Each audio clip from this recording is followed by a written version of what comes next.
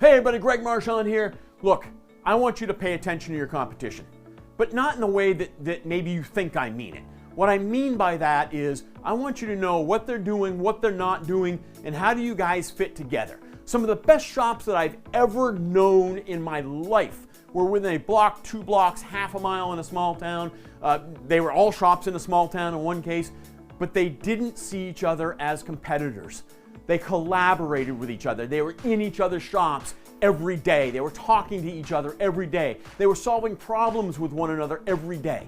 You see, there's enough work out there. There's billions of dollars of maintenance, repair, and service out there roaming our highways. There's enough work out there you can all thrive. And that's what these shops did.